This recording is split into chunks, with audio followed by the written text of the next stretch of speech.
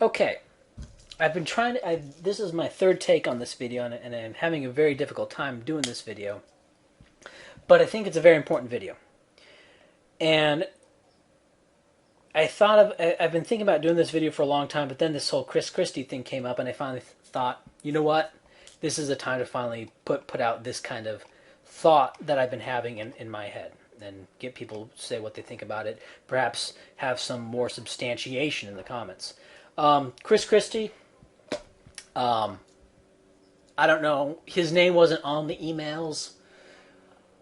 He's saying that he had nothing to do with it, which is the shutting down of like a bridge in the district of one of his political opponents for whatever reason. I don't know. But there have been rumors, more general rumors, that Chris Christie is kind of a bully. I don't know if this is true, but politically centrist views are the kind of views that you would expect a sociopath to have. Let me put it like this: if you, because just think through this. Just think through this. Maybe you have your own personal political views. Maybe not. Maybe you do. Maybe you don't. That's not really what matters here. First and foremost, you're really obsessed with. You're self-absorbed. You're self-obsessed. You're status obsessed. You really, yeah. We'll use that. You're status obsessed. You are a status obsessed person. Now, if you are a status obsessed person, what political views can you hold that are related to high status? Are they going to be conservative views? No. No. Here's the views you're going to hold. You're going to hold plumbline liberal views. You're going to be really anti-racist. You're going to be anti-Christian, right? Because that's something that low status people, right, with their Kool-Aid and Walmart stuff and their big bags of cheese puffs, right? Those are the kinds of people that do church, right? And you're also going to be anti-feminist, and you're also going to be anti-red, either Marxist or Maoist or any kind of radical anarchist, right? You're going to be anti-red. So you're anti-red, and you're anti-quote unquote racist and anti-conservative, anti-white trash. Those are the views you're going to hold. Who are the kinds of people who hold these views? One is, right, Justiciar. One is the skeptical heretic. But then there's someone who I think, Bill Maher, Jon Stewart to a lesser extent, but also The Amazing Atheist. And The Amazing Atheist is a great case study in this because he first came out, because we can do the chronology here. We can say The Amazing Atheist first came onto YouTube. When he first came onto YouTube, he was voicing libertarian views. That was step one. Step two, he became popular by his own evaluation, which is what's most important here. By his own evaluation, he became popular. And then step three, he repudiated libertarianism. All right, 1, 2, 3. Now, he did not. Now, the reasons for repudiating libertarianism were a joke, were shit. So, why did he repudiate libertarianism? Well, what are his views now? Are they Marxist? Are they some sort of radical left? Well, no. What they are is the views of the status-obsessed person, right? Anti-feminist, right? And anti-anarchist, anti-red. And so, it walks like a duck, quacks like a duck. I don't know for sure. Maybe The Amazing Atheist is actually but then there's another thing, right? So that's one problem. Like to tell if someone is, because there are really three kinds of what I'll call leftists. Leftists in the sense of the United States as of the publishing of this video, because the definition of leftist is going to change from time to time. But when I say leftist, I'm referring to what it means at this point in history. And there's really three kinds. I know this is, in reality, people are more complex. People are often mixtures of different archetypes. But right now, I'm just pointing to three different archetypes, and it's always, there's two kinds of people in this world, right? But I'm referring to three archetypes. One is the black and mestizo racial nationalists, and they're going to vote for the Democrat Party. I don't really even consider them leftists. They're more like racial nationalists, and support for the Democrat Party is part of their ethno-religion. Now, what is an ethno-religion? One would be communism in the Soviet Union. What became a Russian ethno-religion? Communism in China became, especially Maoism, became a Chinese ethno-religion. And what you saw is you saw them separate because they're a separate race from the Slavic peoples. They had their own separate kind of communism. Maoism, Maoist third worldism, and so that was their ethno-religion. And so Chinese identity became attached to communism. In Japan, the cult of the emperor became attached to Japanese national identity. Islam became attached to Arab national identity. When you had the Arabs come into conflict with a different race of people, I think they separated. They had the Sunni and the Shia. I forget which is which. But the Iranians are apparently one of them, which makes sense because they're racially distinct. Say, different ethnic groups in Europe have their own different religions. They're offshoots of Christianity. Because they have different national identities, and so they're going to want to have different ethno religions, but of course they all believe in Christ. So what do? They create their own deviations of Christ, which eventually culminates in the Protestant Reformation and all these different sects of Christianity. Early on in civilization, you had each tribe had its own patron deity. For example, the Hebrews, their patron deity was Yahweh. The Jews then, they were employed as mercenaries by the Pharaoh. Then they decided, we're going to leave, and so they started to migrate out of Egypt. They sacked a bunch of towns along the way, and in response to the sacking, the Pharaoh then sent an army out to go cut down the Hebrews.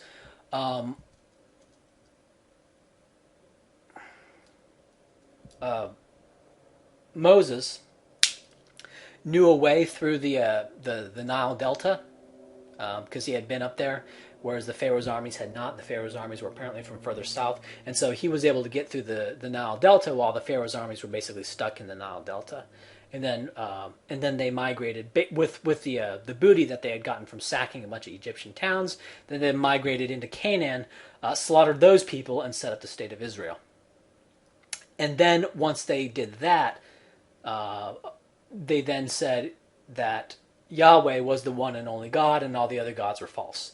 Prior to that, it was polytheistic. In fact, if the Egyptians and the Greeks, in fact, the Greeks never denied the Egyptian pantheon. That's something that people don't understand, is that they never, you had the Egyptian pantheon, the Mesopotamian pantheon, the Greek pantheon, but it's not like that. It's not like the Greeks denied the existence of Egyptian gods. Right? The separation between the Greek and Egyptian pantheon was geographic, was the ocean, or the Mediterranean Sea. That's what separated them. If they had to come into contact with it, they would say, oh yeah, Ares is the patron deity of this Greek city or whatever. And they would say, oh, well, Osiris is the patron deity of this city, also is the god of something else. Right? That's what they would do. And they would say, okay. And the Greeks would accept the existence of the Egyptian gods, and the Egyptians would accept the existence of the Greek gods. And Yahweh originally was just one more of these gods. But eventually they became fucking supremacists and said, our God is the only God. And, that led to, that of course leads to trouble. Anyway. And so yeah, ethno-religions. And what you have in the United States is you have mostly implicit ethno-religions. For example, conservatives, we'll call white Christian America, that's an ethno-religion. And something you'll see conservatives who become atheists, they tend to be a little bit favorable towards the church. The reason they're still a little bit favorable towards the church is because even though they don't believe in God, they still identify with white Christian America, that feed. Even though they don't identify with the beliefs, they think the beliefs are kooky, which they kind of are. But they're still pro-church because they're pro-white Christian America, and they're pro, basically, organization of white people. It's an implicit belief. It's not an explicit belief. Of course, if you were to explicate this belief to them, they would say, "Oh, that's horrible. You're racist." Blah blah blah blah blah. Right, and that's what these are. And part of the black ethno religion is support for the Democrat Party, and so it's not really even a left or right wing thing anyway. So that's a very long tangent. Going into what I was talking about before, the three kinds of leftists. The first kind, the black and mestizo Democrat Party voter, I don't even know if I want to call them leftists. Then there are two other kinds. One is the true believer, and the other is what I've been talking about before, the status-obsessed person, and whose political views are that which will confer on him the most status. The status-obsessed person, right, like I said before, is going to be plumb-line liberal, anti-feminist. The true believer leftist, now if the true believer leftist is also a feminist, that's a dead giveaway that this is probably a true believer. Like if you have someone who's a leftist but is also a feminist, that's a dead giveaway that this person is probably a true believer. Not necessarily, but probably. Right, probably. Now, people are complicated. Sometimes they'll take positions that confer on them status, and sometimes they'll take positions that are just true belief, and they'll take that belief in spite of the status cost it brings on them. So it's a bit more. I mean, individuals are all complicated. When I talk about the status-obsessed person and the true believer leftist, I'm really talking about archetypes. The people in reality are going to be more complex than this. Okay. But to tell if someone is more a status-obsessed person or is a true believer leftist, there are two giveaways. One is their views on feminism. The status obsessed is going to be more militantly anti-feminist, whereas the true believer leftist even if the true believer leftist is anti-feminist, he or she will probably be a bit more soft on it. They'll say, yeah, they're kind of overstepping. You know, they had some grievances at first, but now they're kind of, and so they'll be a bit softer about it. But the general giveaway is the way they describe the right. A true believer leftist will describe the right in terms of a genuine menace, a genuine danger, right? That, the environment is going to be destroyed, our food is going to be GMO poison, all land is going to be owned by like 5 families, all industry is going to be owned by 5 families. We're all going to be working, 12 hours a day, 365 days a year, in order to live in just an absolute hovel, while the wealthiest live in super duper pooper mansions, taking the wealth offshore where it's not being taxed. Right? They're going to bring up real things. Right? They're going to say, why do you hate the right? They're going to say blah blah blah blah blah. Because of real legitimate menace. Or what they perceive. That doesn't mean they're right, but what it means is that they're honest, right? That they honestly believe this crap. Okay, and that is much better than the status-obsessed narcissist, who, if you ask them about why they hate Republicans, they may give a few legitimate reasons, kind of murmur a few, but mostly what they'll do is they'll parody them, they'll pillory them, and they'll pathologize. They'll really pathologize and really, like the way Seth MacFarlane does on Family Guy, the way they pathologize conservatives. One classic example is, the reason they want so much guns is because they have small penises. Right? So apparently, which is, And they just say this over and over and over again, and I think a large proportion of the population actually believes it, even though it would be incredibly unlikely that because you're dealing with like 75% of the white population that supports that is opposed to gun control in general. If you ask them that generic question, So, I mean, it's a really odd sort of thing, but that's just one example of the kind of pathologization that they'll do. Um, you know, and in terms of their views on, for example, global warming or their views on the Obama birth certificate thing, in reality, these kinds of people, their positions on those issues were pre-decided.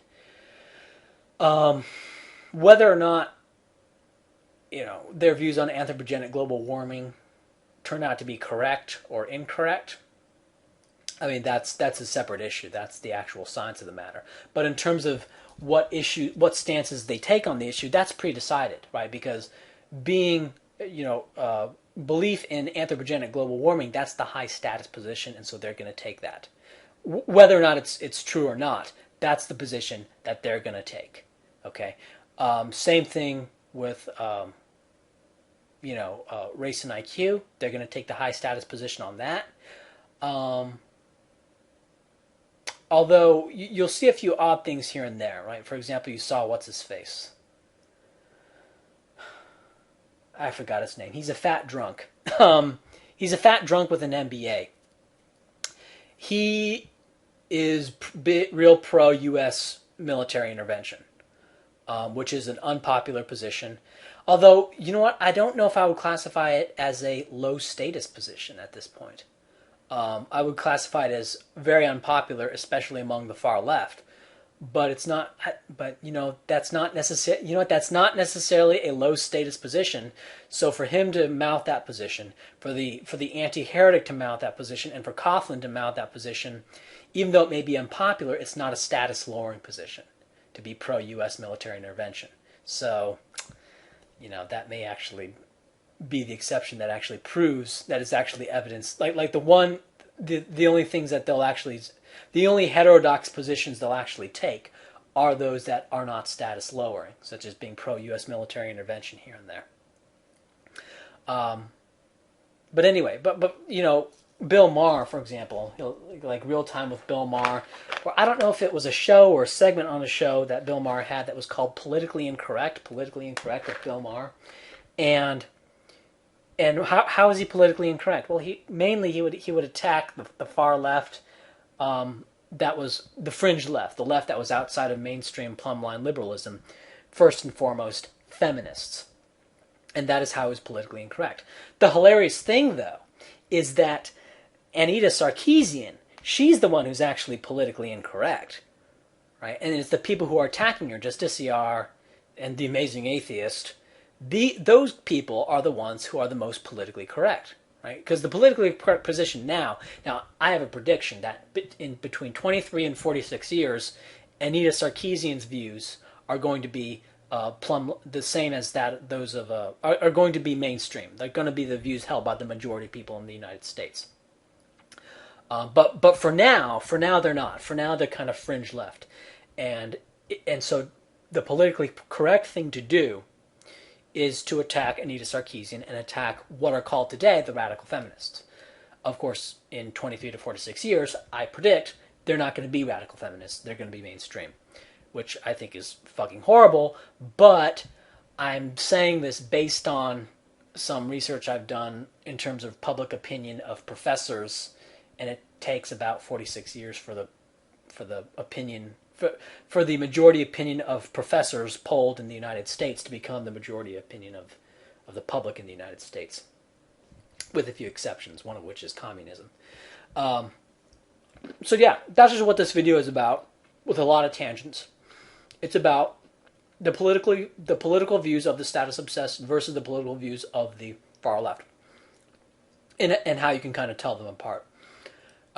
And another reason I was thinking about this was on Retsupre.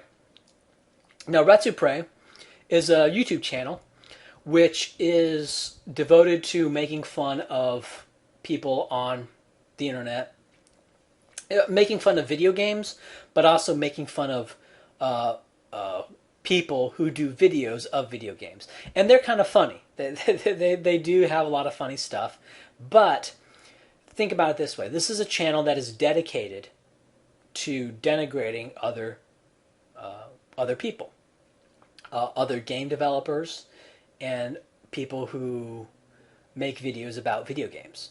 Right? It's a channel dedicated to that. So, question: what do you think Slowbeef's political views are?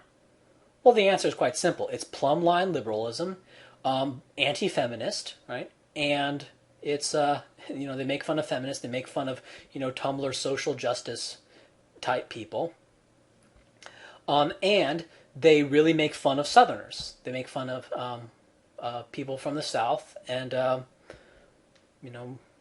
and they refer to like one bit they refer to how engineers can be kind of stupid because there are some engineers who can be libertarians, right? And they don't, and it's not a political channel, it's not, and so they don't ever really talk about politics ever on that channel.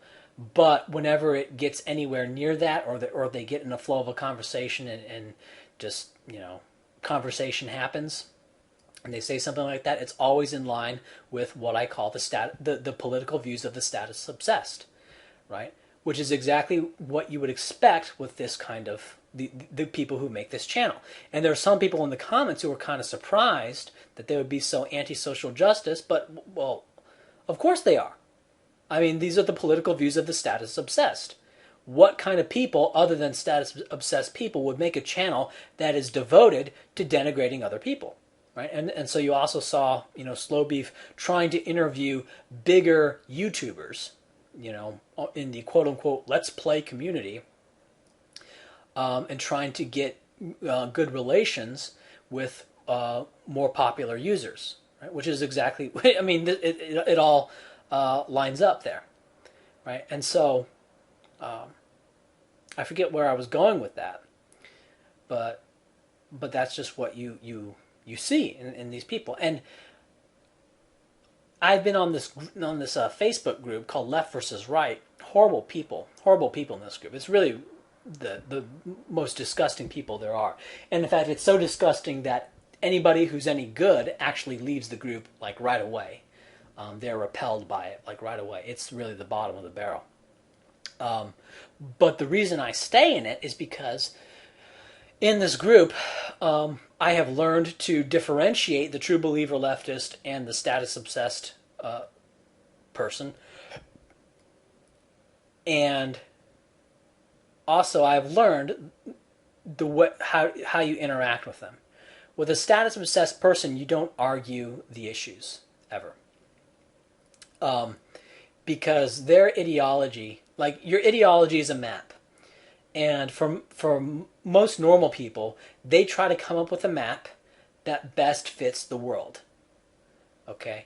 And they don't want to make a revision that will break the map until the map starts producing so many errors that they just have to, and they start having a general shift in their thinking.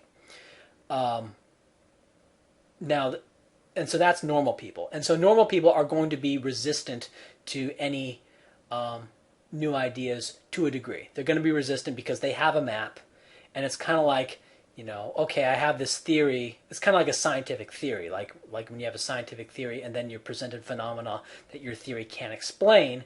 It's kind of like, well, theory's not perfect, but it explains most things. And so what you need is you need to add up these kinds of anomalies to which a normal person will begin to change their theory. There's also just fanaticism. That's another barrier.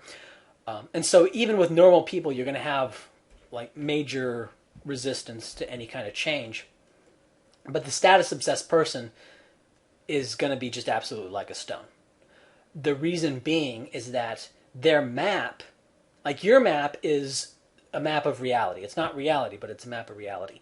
Their map is of the social metaphysic. Okay, the views that they hold are the views that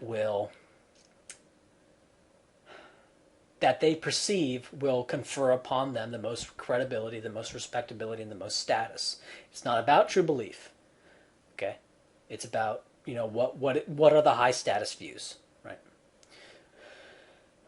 And those are the views that the status obsessed person will have. And so the way you deal with the status obsessed person, what I have learned to do is you attack them personally. You attack any kind of hypocrisy they have.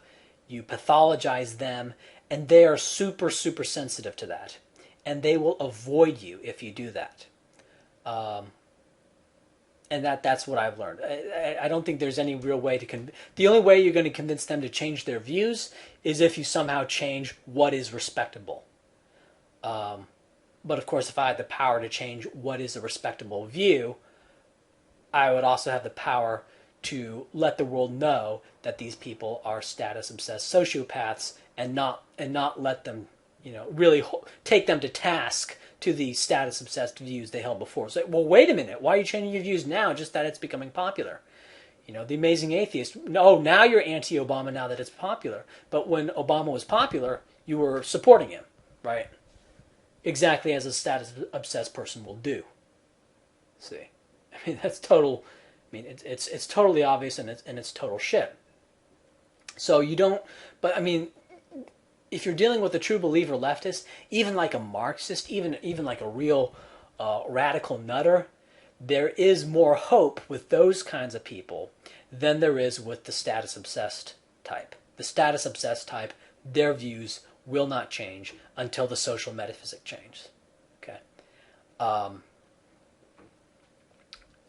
So that's just what I wanted to say in this video. I think, I could try to summarize it, but I don't want to summarize it, so I'll just end it.